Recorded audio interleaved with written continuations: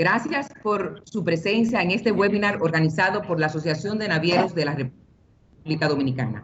Hoy con la distinguida presencia del señor Juan Carlos Crostón, presidente de la Caribbean Shipping Association, a quien le damos la más cordial bienvenida. Gracias, Juan Carlos, por haber aceptado nuestra invitación.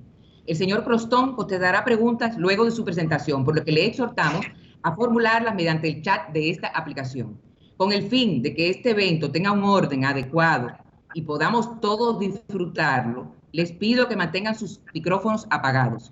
Y ahora le paso la palabra al señor Teddy Jensen, presidente de esta Asociación de Navieros, el cual les presentará formalmente a nuestro orador invitado.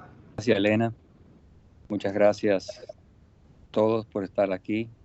Miembros de la Asociación de Navieros, miembros de la CSA, un especial saludo a nuestro amigo Fernando Rivera, con quien hemos colaborado por muchos años y a quien le tenemos una especial y alta estima. Y a todas las damas y caballeros. Felicidades a las damas atrasadas por el Día de las Madres ayer. Amigos, todos, sean ustedes bienvenidos a este webinar que realizamos en el día de hoy con nuestro invitado, el señor Juan Carlos Crostón, presidente de la Caribbean Shipping Association, el cual presentará su charla titulada COVID-19, el sector naviero, impacto y próximos pasos. Sentimos muy apropiada la presencia del señor Crostón.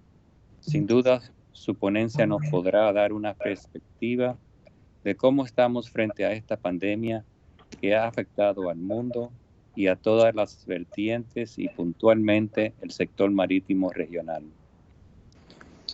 El señor Juan Carlos Crostón ejerce el cargo de presidente del Consejo General de la Caribbean Shipping Association.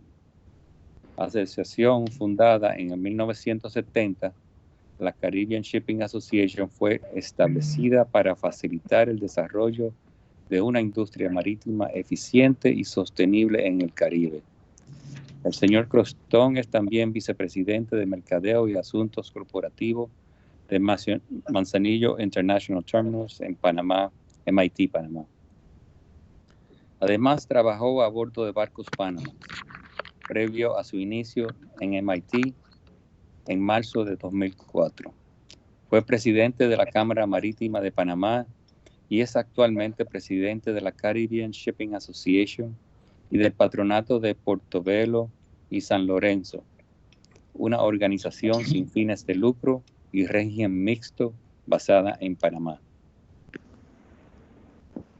En julio del 2014, la Universidad Marítima Internacional de Panamá reconoció al señor Crostón como egresado distinguido. En marzo de 2015, el periódico International Lloyd's List lo nombró en su listado de nueva generación de 2015 de líderes marítimos a nivel mundial, el único en Latinoamérica.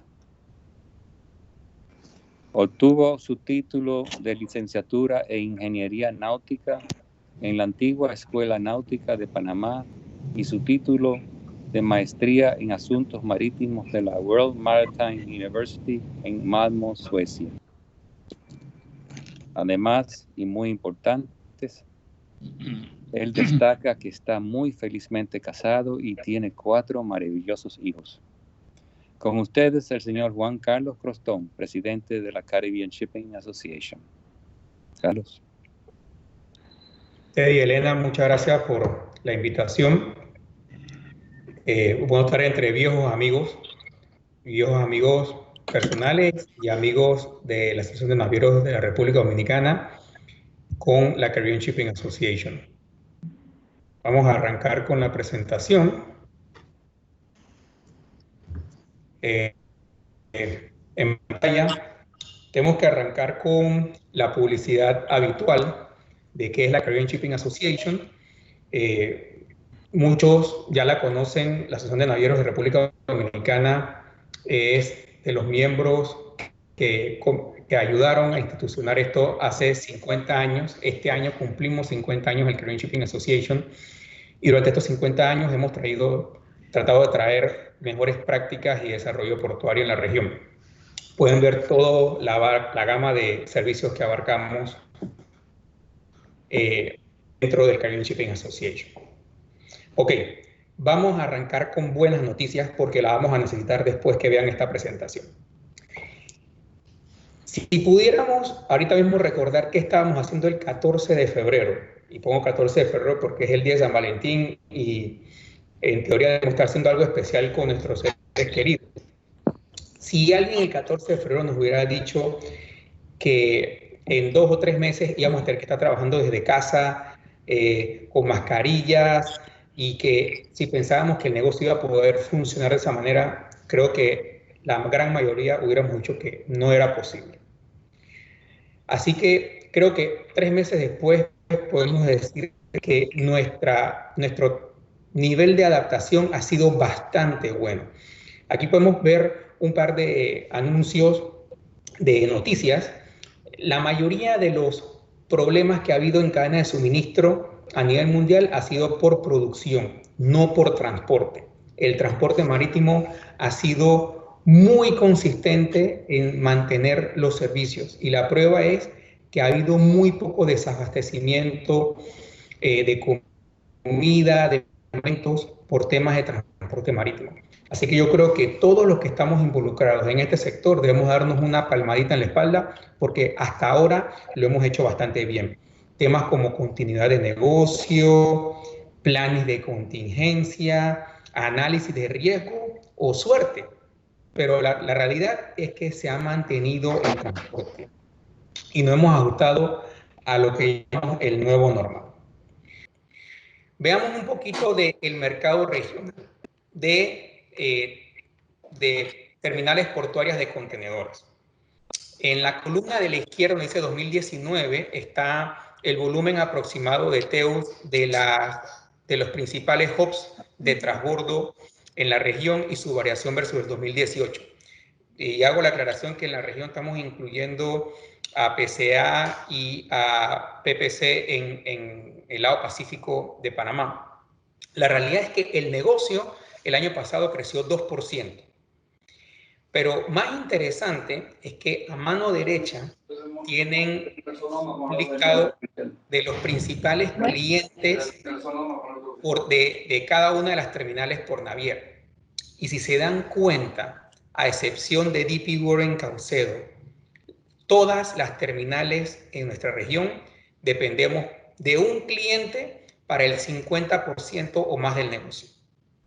Es una realidad que el negocio se ha concentrado y que nos hace dependientes de 1 o 2 clientes. Esa es la realidad. Así que no tenemos que preocuparnos, ya sea terminales o ya sea agencias navieras. La realidad es que el negocio se ha consolidado y esa es la realidad que estamos viendo. Lo otro que podemos ver es que las líneas navieras con asterisco son navieras que poseen participación en la terminal en la que trabajan. Y si sumamos ese volumen de esas navieras, nos encontramos con que el 40% del negocio de transbordo en el Caribe está bloqueado bajo términos de participación accionaria. Entonces, es muy difícil atraer ese negocio porque en el caso, por ejemplo, de Evergreen en CCT, es casi imposible que otra terminal pueda atraer ese negocio. Ese es parte del negocio también y entendemos de que eso va evolucionando. Entonces, bueno, ese es solamente un vistazo regional y entonces tenemos los miembros de las alianzas se van más o menos alineando de acuerdo a donde esté en su negocio. Ahora, veamos cómo le está yendo a las terminales regionales después del COVID y la pandemia. Esto es una encuesta que hace el IAPH, International Association of Port and Harbors, para ver el desempeño de las terminales. Y en la semana 20, que fue la del 11 de mayo, hace un poquito menos de 3 semanas, podemos ver que hubo un enfoque en las terminales de Centro y Suramérica y el desempeño de las terminales en Centro y Suramérica, por lo menos en esa semana, estaba un poco más malo de lo que estaba pasando a nivel mundial. Por ejemplo, hubo una reducción mayor en la rescalada de los barcos, hubo un poco más de restricción a los barcos, hubieron más demoras por procedimientos adicionales. Hubieron un poco más de demoras en transporte terrestre. También estaban enfrentando más restricciones de capacidad en almacenamiento y restricciones en el suministro de trabajadores. Y eso podemos entenderlo porque han habido puertos, Sudamérica se ha convertido básicamente, bueno, lo declaró la OMS, en el epicentro de la pandemia. Así que ha habido restricciones en suministro de trabajadores en Perú, Chile, bueno, Brasil, que ahora está enfrentando un pico en la epidemia, así que eso lo podemos esperar.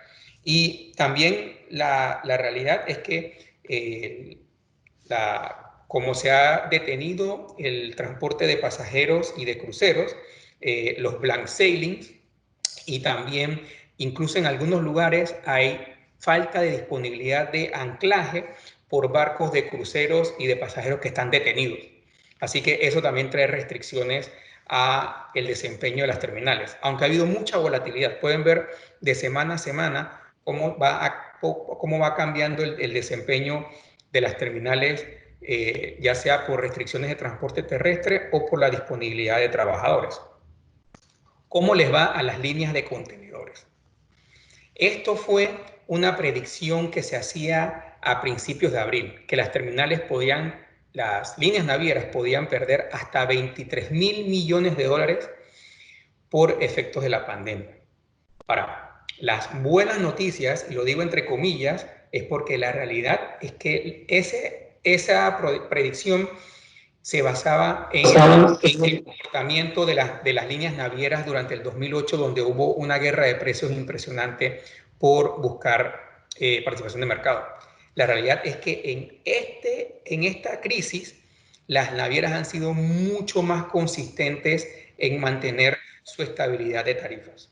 Eso lo podemos ver, por ejemplo, en el 2008, para ver el mercado hacia la costa oeste de Estados Unidos, eran $800 en el 2008 por el efecto de la guerra tarifaria. Este momento, esa tarifa es el doble. Entonces podemos ver que los blank sailings están sirviendo el efecto de sacar capacidad del mercado para poder mantener un balance entre la demanda y la oferta. Ahora, podemos hacer una sesión solamente dedicada a este tema de las navieras y los efectos tarifarios, pero la realidad es que podemos ver en esta gráfica que las navieras con las flechas en rojo son navieras que o ya han conseguido o están en proceso de conseguir ayuda estatal para mantenerse a flote financieramente. 6 de las 10 navieras más grandes del mundo están en ese proceso o ya han conseguido ayuda estatal. Puede que estemos del lado que diga que no es justo o del lado que diga que es necesario, pero la realidad es que muchas otras industrias están recibiendo ayuda en la medida que sus gobiernos quieran o puedan apoyar. Yo no estoy diciendo que está correcto o incorrecto, simplemente es el contexto en el que estamos viendo la situación. Y le decía, quizás habrá que hacer otra sesión para ahondar más en esto, pero eso es lo que estamos. Ahora, necesitamos abrocharnos el cinturón porque viene el impacto que estamos viendo a nivel regional y a nivel global. Okay, primero, para poner en contexto, este es el crecimiento porcentual por año del Producto Interno Bruto en Latinoamérica y el Caribe como región. Y pueden ver que hubo un crecimiento entre 5 y 6% hasta los años 80, y del 80 hacia adelante hubo un crecimiento mucho más moderado del 2 al 3%, pero después de la crisis del 2007, 2008 y hasta pueden ver el 2014 en adelante, un crecimiento casi de 0%. Bueno, comencé a preguntar por qué nuestra región la había ido tan mal, y luego, bueno, encontré esta gráfica que es el crecimiento nuevamente, el crecimiento anual a nivel mundial. Entonces, podemos ver que nuestra región ha seguido bastante en línea lo que es el crecimiento global. Pero El dueño de estas estadísticas y nuestro amigo Ricardo Sánchez de la CEPAL me recordaba que nosotros no debemos compararnos con el crecimiento global porque estamos incorporando economías mucho más grandes que no pueden crecer más de 2-3% por su tamaño. Que nosotros deberíamos compararnos con economías similares como Corea, Singapur, que han crecido mucho más rápido que nosotros. Entonces, aquí entra el tema de si hay que discutir políticas públicas, políticas educativas, de transparencia, políticas laborales, y nuevamente eso tomaría otra sesión, pero la realidad es que ya veníamos con un periodo de desaceleración. Estamos entrando a esta pandemia con 5 años de crecimiento, del 2014 al 2019, como región de 0.4%. ¿Cómo se proyecta el desempeño económico a nivel regional? Nuevamente, estas gráficas son de la CEPAL y podemos ver que América Latina y el Caribe se proyecta en 5.3% de caída del Producto Interno Bruto. Ahora, hablando de República Dominicana, podemos ver que ustedes están en la parte superior con 0%. No son buenas noticias en términos absolutos, pero en términos relativos podemos ver que República Dominicana le va a ir mucho mejor que todos los otros países de la región. Eso según proyecciones de la CEPAL. ¿Qué hay diferente en República Dominicana de los otros países? Bueno, el país entra en la crisis actual en una posición fuerte en términos relativos. En el 2018 superó todos los pronósticos cuando el PIB creció un 7%, mientras que en el 2019 creció igual 5.1%. Y en términos fiscales, es el único país en la región de Centroamérica y República Dominicana que mostró una mejoría en su saldo fiscal el año pasado. La deuda del sistema público no financiero fue equivalente al 40%, es el segundo cociente más bajo de la región Centroamérica y República Dominicana, así que el gobierno de República Dominicana tiene más espacio para tomar medidas contracíclicas y contratar deuda externa. Esa es la respuesta académica. Ahora, bien dicho esto, me recordaban que estas proyecciones se hicieron en marzo y que muy probablemente cuando las vuelvan a revisar ahora en mayo o en junio, va a resultar que todas estas predicciones se revisen a la baja. Pero, nuevamente, tomando en cuenta regionalmente, parece ser que República Dominicana debe salir mejor librado que los otros países de la región. ¿Cómo se ve este contexto en los últimos 100 años?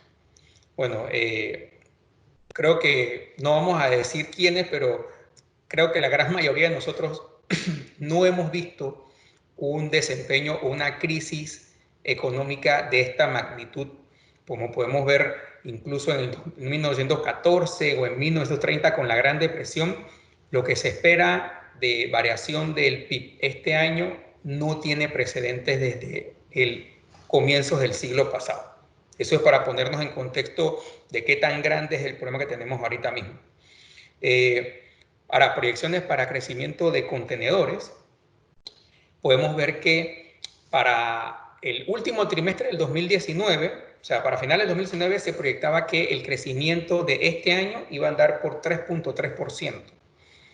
Cuando en enero de 2020 ya se veían las primeras olas de la pandemia, de la epidemia en China, se revisó a 2.5%. Cuando se fue evidenciando que todo el mundo iba a quedar afectado en abril 2020, se revisó casi para abajo en 5%. Y ya en mayo estamos hablando de que el volumen de contenedores debe bajar 9%. Y lo más probable es que sigamos viendo a la baja. Hablaba con el presidente de la asociación y él me decía que en Dominicana están viendo bajas de importación de 35%, bastante consistente con lo que vemos en Panamá, así que podemos esperar que ese 9% de proyección para el 2020 siga a la baja.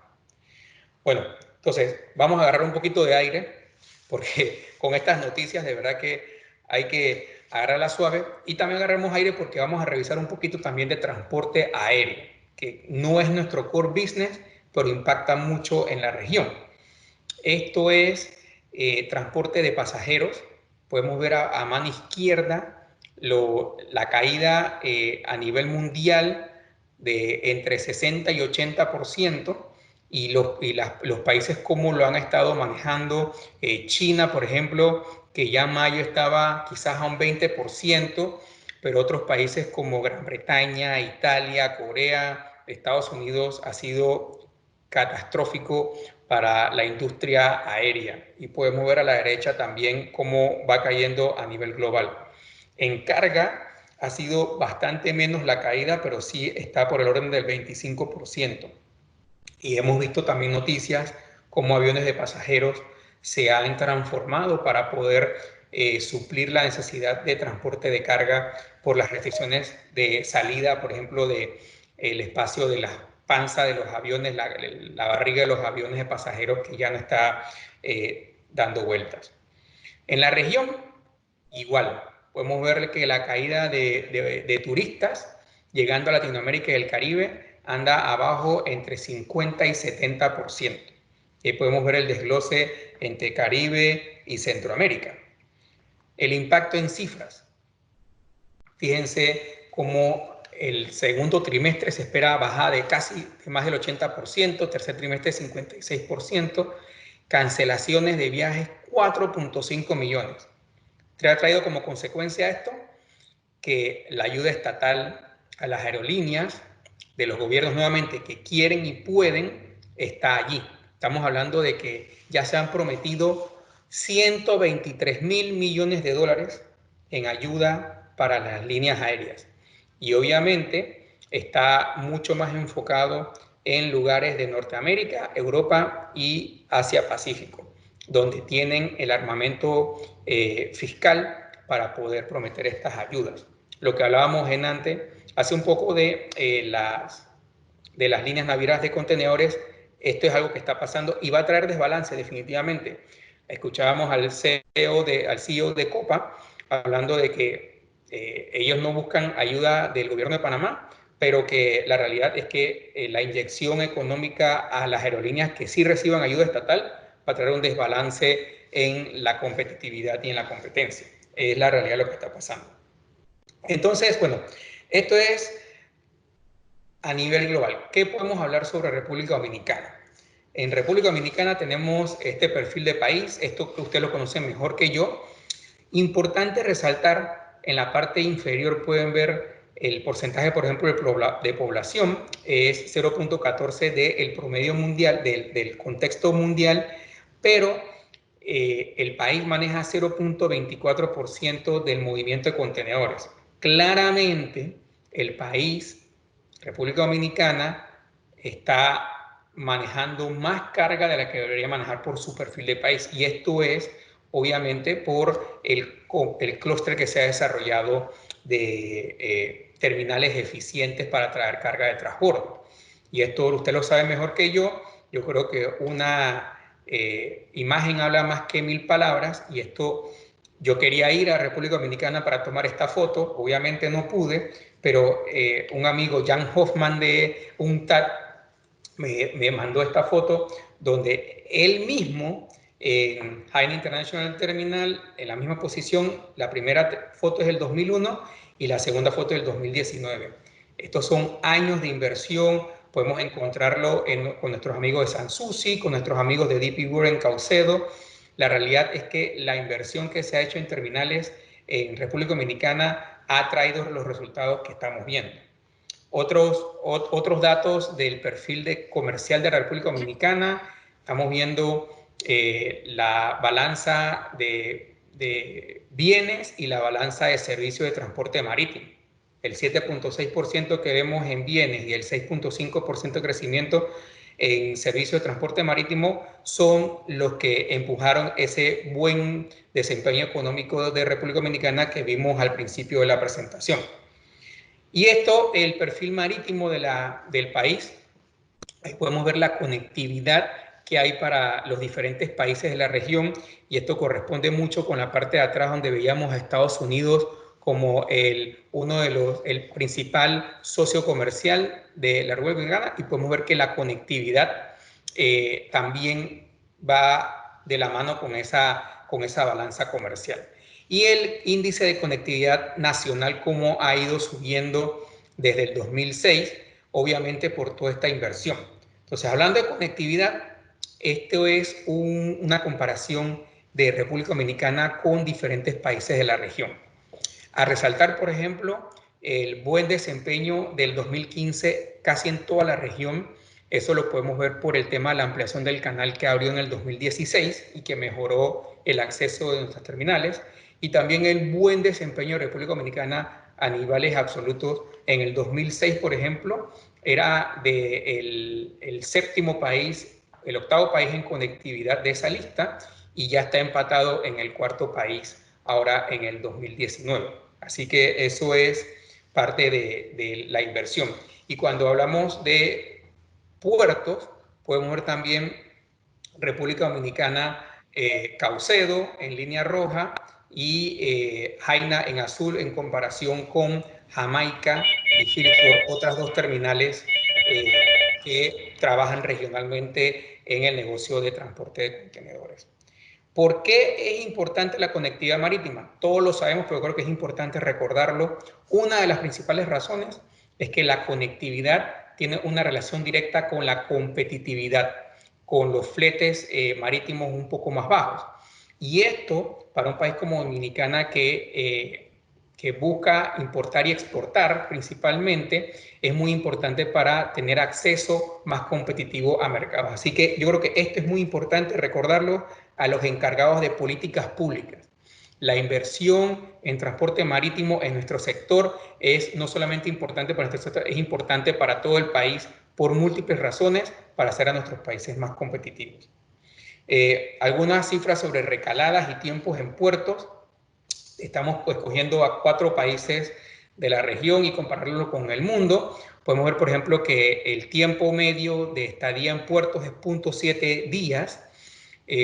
Dominicana está por debajo de esa media en 0.67 y está bastante en línea con el 0.66 de Panamá, el 0.6 de Colombia. Hay muchos factores detrás de esto, pero es para ponerlo en contexto y quizás comenzar un debate bien sano sobre la comparación regional. Listo, entonces no olvidemos los cruceros en la región. Esto eran algunos de los desempeños del 2019, 30 millones de pasajeros, 10 nuevas líneas de cruceros.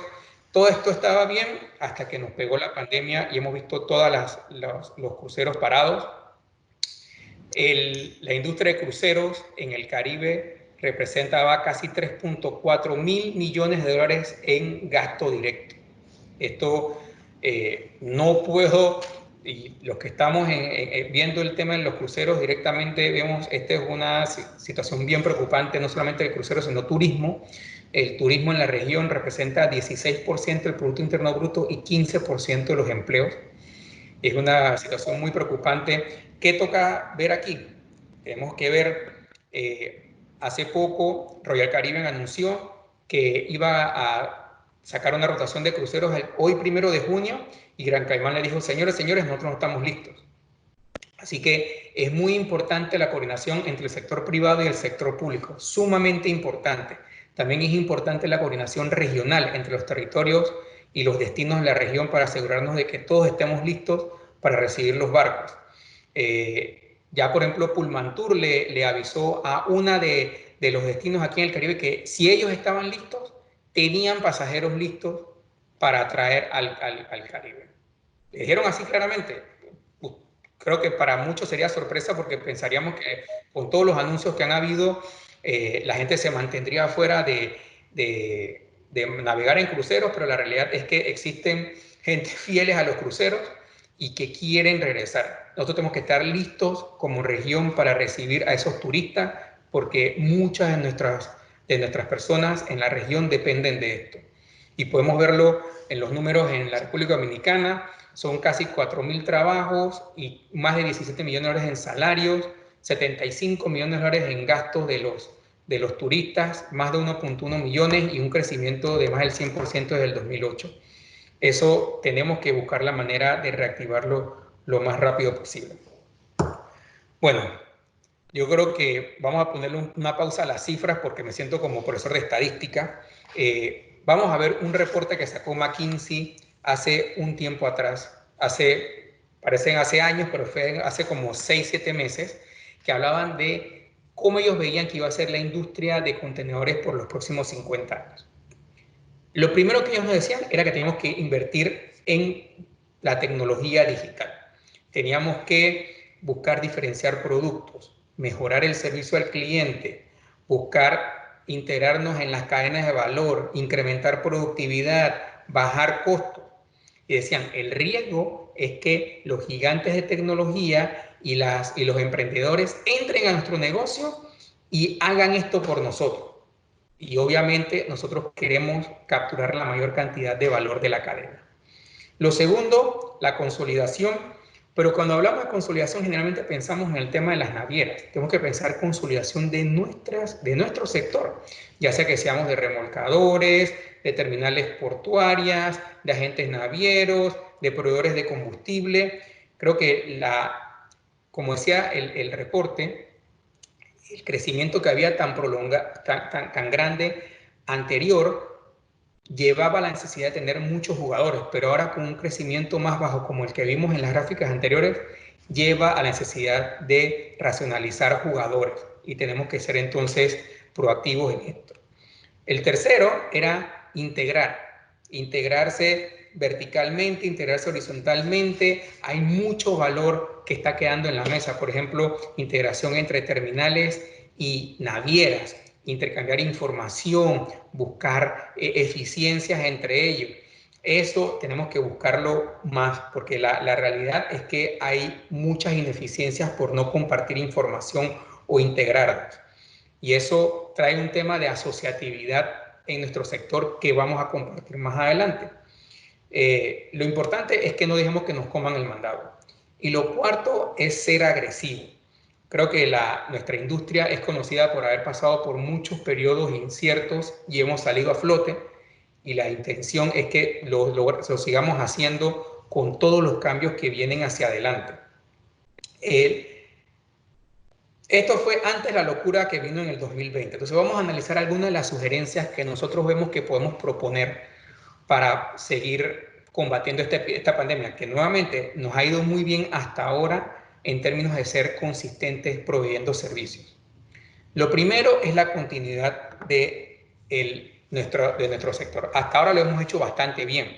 ¿Qué tenemos que hacer?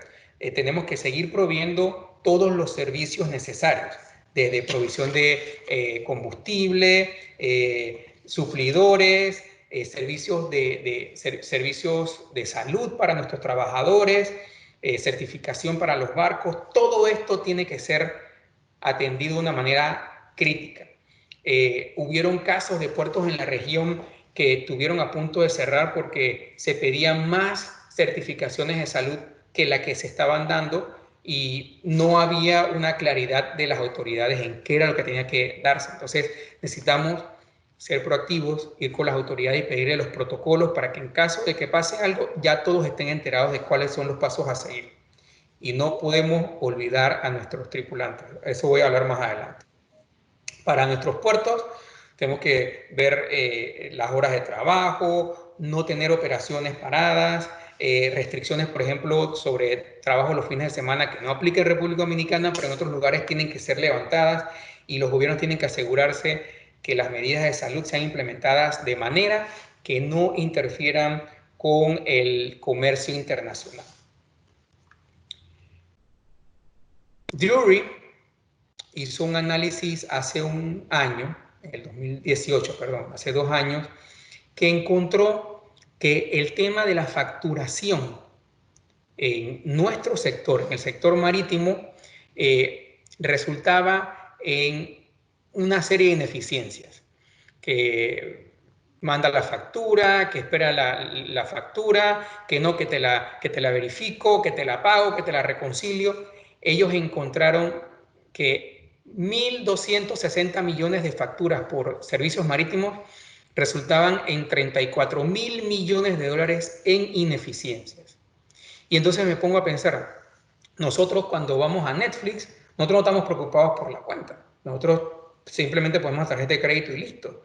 O en Amazon Go, la tienda esta de Amazon, para comprar, ustedes no tienen una tienda, una caja registradora cuando va saliendo, simplemente le detectan y hay una manera para que estos temas de pago sean lo más rápido posible. No estoy diciendo que tenemos que hacer algo así, pero creo que el consenso es que se puede hacer de esa mejor manera. Otro ejemplo es que hay un empuje para aceptar embarques, conocimientos de embarque electrónicos, los Bill of Lading, los EBLs. Yo no sabía esto hasta que leí esto. Nuestra industria se gasta 8.000 millones de dólares enviando por avión conocimientos de embarque. 8.000 millones de dólares. Yo no sé, yo no he encontrado a nadie que me ha dicho todavía cómo enviar ese conocimiento de embarque por avión nos agrega valor a todos, sabiendo que tenemos emails. Hay una asociación que se llama el Digital Container Shipping Association que estima que el uso de conocimientos de embarques electrónicos, si hay adopción de 50% para el 2050, podríamos ahorrar unos 4.000 millones de dólares, simplemente por cambiar las costumbres y algunas leyes para que se puedan aceptar conocimientos de embarques por email. Estamos hablando de 8.000 millones de dólares solamente por aceptar un email que traiga un conocimiento de embarque. Entonces, ¿por qué les traigo estos dos ejemplos? Porque el segundo es, debemos enfocarnos en menos papel. Ya la Organización Mundial del Comercio proveyó una lista de códigos armonizados para bienes críticos. Esquemas como el operador económico autorizado y herramientas de prerribo deben ayudarnos a implementar un servicio de transporte más eficiente. Hay alternativas electrónicas para Bill of Lading, que ya lo vimos. Las copias digitales de los certificados tienen que poder aceptarse en destino y en origen. Por ejemplo, el Port Community Systems, hay 49 países en el mundo que tienen esto. Hay ejemplos como Panamá y Aruba que hemos implementado ventanillas marítimas. Hay muchas alternativas para poder digitalizar, usar menos papel y ser más eficientes. Por supuesto, que sea más rápido no significa que tiene que ser más peligroso. Entonces, los esfuerzos deben estar ahí para combatir crímenes cibernéticos, atentados y negocios no tradicionales. Existe la manera para hacer nuestro negocio más seguro y más eficiente a la misma vez. No tiene que ser un compromiso de ojo. Otras sugerencias. Podemos ver esta foto es del lago Gatún en el canal de Panamá. Yo, cuando veo esta foto y se ven esos troncos afuera, significa que no está lloviendo lo suficiente. Hemos visto las restricciones que ha puesto el canal de Panamá en calado de barcos transitando. Y para mí me resulta todavía sorprendente estar hablando de falta de agua en un país donde llueve 9 meses al año. Creo que podemos debatir sobre las causas de este cambio climático, pero la realidad es que el cambio climático está aquí. Y yo creo que esto nos lleva a estar hablando de sostenibilidad en nuestro sector. Hay cosas a corto plazo como implementación de convenios MARPOL. El Caribbean Shipping Association se asoció con una asociación llamada CaribMEPA, que busca la implementación de los convenios MARPOL. Menos del 30% de nuestros países tienen implementaciones y leyes que hayan sido hechas para la implementación de MARPOL. Y a largo plazo están las emisiones de los gases de invernadero. Toca buscar alianzas. Nosotros no lo sabemos todo en esto de los gases y cuál va a ser el futuro de la propulsión de nuestros barcos. Y así como eso, hay muchas cosas que tenemos que buscar en nuestras compañías para temas de sostenibilidad. El otro es el tema del balance entre las líneas navieras y los embarcadores. Por un lado está las quejas de los embarcadores y los consignatarios por el cobro de almacenaje y de retención de equipos. Por otro lado está el tema de la disponibilidad de equipo. Toca buscar un balance entre eso. También el tema de los blank sailings. Tenemos que asegurarnos de que no pongan a nuestra región, que tanto depende del sector marítimo, en una desventaja, contratos abandonados. Tenemos que asegurarnos de que no nos ponga en una desventaja. Por otro lado, también es importante seguir viendo a los proveedores de servicios marítimos en nuestra región. Hemos visto las ayudas que se están dando estatales, nuestra región no tiene la mayor disponibilidad de ofertadores de servicio por el tamaño, y si comenzamos a perder más proveedores de servicio marítimo debido a la crisis económica, nos va a poner en una desventaja competitiva. Entonces, todo esto viene con temas de dinero. Esta gráfica tiene a lo que se le llaman los startups, las compañías emprendedoras que han levantado más capital en Latinoamérica. En el Caribe tenemos a una en Puerto Rico que se dedica a términos financieros y una en Barbados. Incluso en Latinoamérica, no se sabían, antes de la pandemia teníamos a la primera compañía unicornio, valorada en más de 1.000 millones de dólares, que se llama Rappi, en Colombia. Y bueno, pueden ver la gráfica, hay dinero en la región. Eso lo vamos a necesitar, porque se van a necesitar fondos para poder atacar todos los temas que estamos hablando: operador económico autorizado, salvaguardar la información en línea, asistencia técnica. Todo esto necesita dinero que nuestros gobiernos van a necesitar. Tenemos que buscar también alternativas para eso. Bueno, ¿por qué los Avengers? Espero que todos sepan de qué estoy hablando cuando hablo de los Avengers. Y Thanos, tenían a Avengers peleando por lados separados. Cuando llegó esta amenaza existencial de Thanos, todos tuvieron que llegar unidos. Fueron a buscar a todos los Avengers de todo el universo a pelear contra Thanos. Y les voy a contar una historia que pasó aquí en Panamá. En el 2012 tuvimos un tema con el gobierno y nos dimos cuenta que el tema dividía a los sectores gremiales. Teníamos a la Cámara Marítima por un lado, teníamos la Cámara de Comercio por otro lado, con posiciones diferentes por la posición del gobierno. Y nos dimos cuenta que la única manera de atacar este tema era trabajar en conjunto. Desde ese año se creó un organismo llamado COEL, Consejo Empresarial Logístico, que agrupa a los principales gremios relacionados con logística.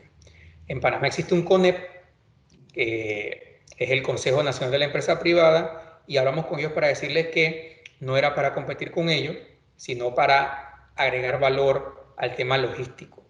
Y ha traído bastantes buenos resultados. Obviamente se podría hacer mucho más, pero la realidad es que trabajar en conjunto nos ha permitido proponer proyectos, accesar fondos y ya nos ha permitido alinearnos. Incluso forzó al gobierno a unificar todos los estamentos que funcionan en el tema logístico bajo una entidad que se llama el Gabinete Logístico. Así existe un interlocutor del sector privado, COEL, un interlocutor del sector público, Gabinete Logístico, que se ven cara a cara para poder hablar de temas logísticos nacionales. Yo me he atrevido a hacer esta gráfica en Panamá. La Cámara Marítima lideró este esfuerzo. La Cámara Marítima de Panamá es el similar de la Asociación de Navieros de la República Dominicana, y creo que este es un buen momento para encontrar agendas en común. No es fácil alinear agendas en gremios tan grandes y con tanta historia, pero la realidad es que este tema logístico y lo que viene para futuro, todo lo que hemos visto de tecnología, de sostenibilidad, necesitan de un enfoque global, y trabajando juntos pienso que se puede lograr mejor. Antes de irnos, les dije el tema de los marinos. La importancia de ellos es crítica. Al mes hay cerca de 80.000 cambios de tripulantes en el mundo. Desde marzo no se está haciendo, tenemos casi 3 meses sin cambios de tripulantes. Los que les tocaba bajarse no se pueden bajar. Los que quieren subirse y buscar trabajo para sus familias tampoco lo pueden hacer. Y estamos en una bomba de tiempo con esas personas que quieren ir para su casa y tienen a familiares que quieren ver sin poder bajarse. Tenemos que buscar la manera encontrar este tema, porque si no fuera, si el negocio marítimo y el comercio mundial el negocio marítimo es la sangre del comercio mundial, nuestros marinos son los glóbulos rojos. Sin ellos no podría pasar esto. Y con eso le doy las gracias y entonces podemos, como dijo Elena, contestar preguntas. Muchísimas gracias, Carlos. Aquí tengo una primera pregunta. ¿Entiendes que la situación de volumen post-COVID resultará en una vuelta de buques menor tamaño a la región del Caribe? ¿Me repite la pregunta? ¿Entiendes que la situación de volumen post-COVID resultará en una vuelta de buques menor tamaño para la región del Caribe? Bueno, hicimos esa pregunta con algunas navieras que sirven en la región y lo que nos están diciendo es que hay mucha volatilidad. Las navieras generalmente anuncian cambios en los servicios en abril. Este año se dieron cuenta, no hubo anuncio de cambios en servicio. ¿Y por qué no hubo anuncio de cambios en servicio? Porque nadie tiene ninguna idea de qué va a pasar el próximo mes o la próxima semana. Porque las cuarentenas cambian en diferentes países dependiendo de los niveles de infección. Entonces, lo que están haciendo las navieras es haciendo los blank sailings. Ellos, en vez de llegar 2 veces a un lugar, llegan 1 vez para ajustar la capacidad. Yo diría que si ellos siguen viendo que consistentemente va a haber un menor volumen de carga, sí van a ajustar el tamaño de los barcos. Pero nadie sabe qué va a pasar mañana y por eso es que ellos no se atreven a hacer los ajustes, porque si vuelve a subir, entonces se quedan con capacidad restringida. Lo que sí podemos seguir viendo es que los saltos de las recaladas o los blank sailings van a continuar. Okay. ¿Cuál será el impacto para los feeders en el área? ¿Qué piensas? Bueno, es exactamente eso. Los feeders van a ajustarse de acuerdo a cómo van viendo los barcos madres van a seguir alimentando. Y la realidad es que en la medida en que siga habiendo algún nivel primero que no hay coordinación.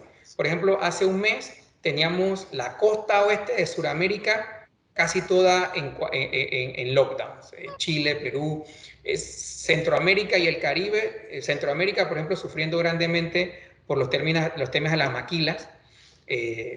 Guatemala, Honduras, Nicaragua, los embarques para Estados Unidos en estos servicios express casi que parados, porque no se estaba produciendo nada en Estados Unidos o se estaban recibiendo embarques, y el Caribe, el turismo detenido. Entonces, eso era por un lado. Por otro lado, teníamos a países como Brasil y México con economías que si no estaban funcionando 100%, tampoco estaban restringidas.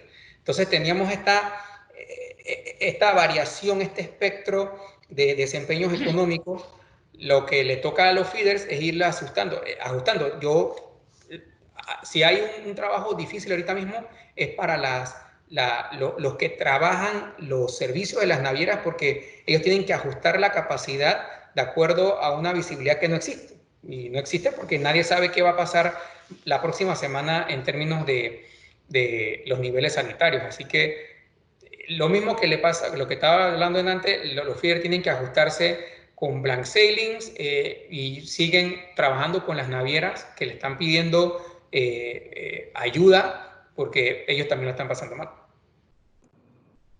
Bien, otra pregunta. ¿Cuáles dirías han sido los factores de éxito para la actividad logística en Panamá? O te diría que lo que hablamos al final, hubo un ajuste de agendas, una alineación de agendas en el sector privado. Se creó este organismo, el Consejo Empresarial Logístico. Se le exigió al gobierno que se unificara también las políticas del lado de ellos. Se está pidiendo a las instituciones multilaterales, al BID y la CAF, que financien proyectos del privado, y como se han involucrado estas multilaterales, también se garantiza continuidad cuando hay cambios de gobierno, nuestra región sufre mucho de eso, que tenemos no políticas de Estado, sino políticas de gobierno, y cuando cambian gobiernos cambian las políticas. Entonces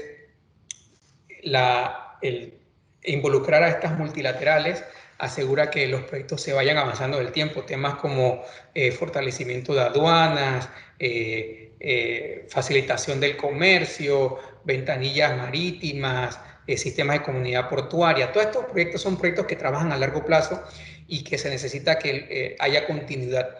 Y involucrar las multilaterales, por lo menos en el caso de Panamá, ha resultado positivo. Yo creo que también nosotros tenemos que dejar de esperar que el gobierno nos resuelva los problemas. Tenemos que salir a proponer. Tenemos que proponer proyectos de la mano con estas multilaterales para asegurarnos de que haya continuidad. Eso sí, el gobierno tenemos que involucrarlo para que hagan su parte, pero no sentarnos a esperar que nos vayan a resolver los problemas, porque eso no va a pasar. Y menos ahora con la pandemia y la difícil situación financiera en que van a quedar los gobiernos. ¿Qué quieren tener que no tienen? ¿Qué tiene qué? ¿Qué quieren tener que no tienen? ¿Qué es importante tener que no tienen ahora mismo en Panamá? Diría que políticas de Estado, igual en los proyectos en que hemos propuesto, hemos encontrado continuidad, pero nos gustaría tener esa misma continuidad en todas las esferas. El tema de educación, adolecemos muchísimo acá, y tenemos al lado, por ejemplo, Costa Rica y Colombia son dos países en la que en la educación la inversión ha sido más efectiva. Y cuando hablamos con las multinacionales que están basadas aquí en Panamá, nos dicen claramente que el recurso humano de afuera rinde un poco más que el recurso humano panameño, que para traer recurso panameño a nivel toca invertir más, y eso es por el nivel de educación que reciben, especialmente en las escuelas públicas. Así que te diría que esa sería lo más importante. Y bueno, ya son temas técnicos: invertir más en infraestructura portuaria, en el entrenamiento y capacitación, en tecnología. Esto nos trae muchos retos esta pandemia, pero nos trae oportunidades, porque estamos haciendo cosas, como hablábamos con Don Teddy, cosas que hace un par de meses hubiéramos pensado imposibles. Trabajar desde casa, reorganizar nuestra empresa, nos está dando una hoja en blanco para poder diseñar qué queremos hacer hacia adelante. Así es. La autoridad regulatoria aplica el concepto de gestión de riesgo en el manejo de esta actividad. Sí, acá hay una oficina que se dedica a hacer gestión de riesgo. Ellos asignan porcentajes de inspección y determinan cuáles son los factores que deben entrar en esto. Para esto, el gobierno de Estados Unidos fue crítico con el tema del CAFTA. Estados Unidos apoyó con capacitación técnica para que los funcionarios pudieran tener las habilidades para asignar los análisis de riesgo, los factores. Así que sí hay una oficina que hace esto y sigue los patrones. El problema acá en Panamá es que aduanas tiene jurisdicción también sobre carga en tránsito. Entonces a veces tenemos problemas en donde autoridades de otros países mandan alertas a Panamá y entonces se detiene mercancía acá y se está haciendo investigaciones internacionales. Pero bueno, ese es parte de lo que tenemos que vivir acá. Pero sí, la realidad es que, de que hay un análisis de riesgo muy profundo. De acuerdo. Yo no tengo más preguntas. No sé si... acabo de tener una ahora mismo. Dice, ¿el BL es aceptado por aduanas en Panamá? El BL. El BL se habla de BL por mail, se habla de BL por técnicas de blockchain. Sí, acá la legislación sí lo permitía. El problema de nuestro lado era cambiar el comportamiento de que la gente lo aceptara. Entonces, acá fue un poco más fácil, porque como comenzó la pandemia y se estaba tratando de evitar el manejo de documentos para evitar las infecciones, se propuso el tema del conocimiento de embarque electrónico. También lo que tiene que pasar es que las navieras tengan dentro de sus procedimientos que se acepte esto, porque acuérdense que si el conocimiento de embarque es el título de propiedad de la mercancía. Entonces, si yo envío el email al consignatario, yo soy la naviera, envío el email al consignatario, y el consignatario por alguna razón tiene alguna regla que reenvía ese email a alguien más, ese alguien más imprime el correo, va a la terminal y puede retirar la mercancía. Entonces tiene que haber una definición de responsabilidades de cuando la naviera envíe el conocimiento de embarque a una dirección que me han dicho que es esa dirección, ya mi responsabilidad terminó allí. Entonces hay que delimitar claramente dónde están las responsabilidades para que no hayan problemas a futuro.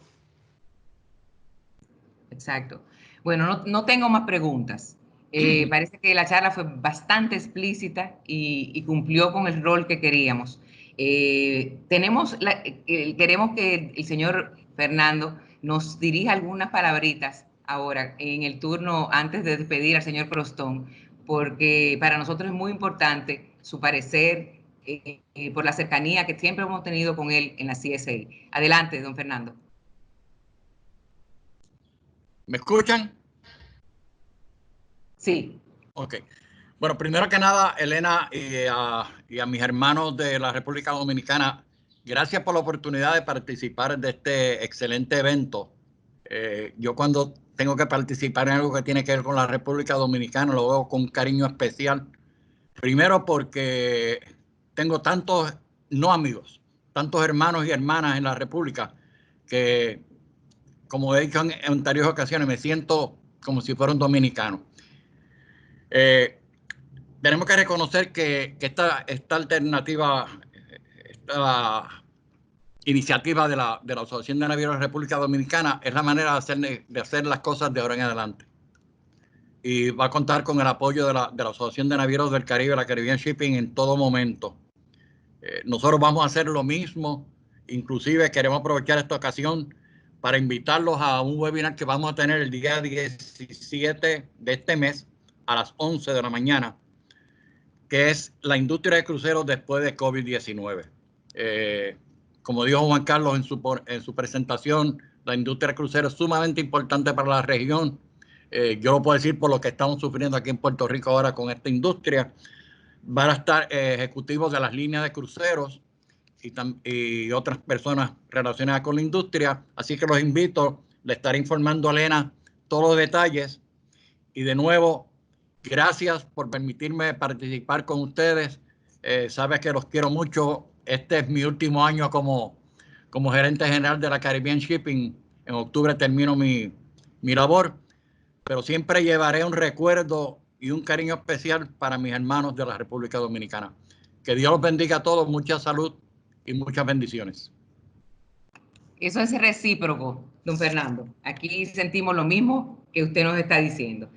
Entonces damos las gracias al señor Crostón por su interesante charla, la cual nos edificó y sin duda nos actualizó de la situación a nivel regional frente a esta pandemia que nos afecta a todos y los retos que tenemos de ahora en adelante, una visión de cómo afrontar el futuro.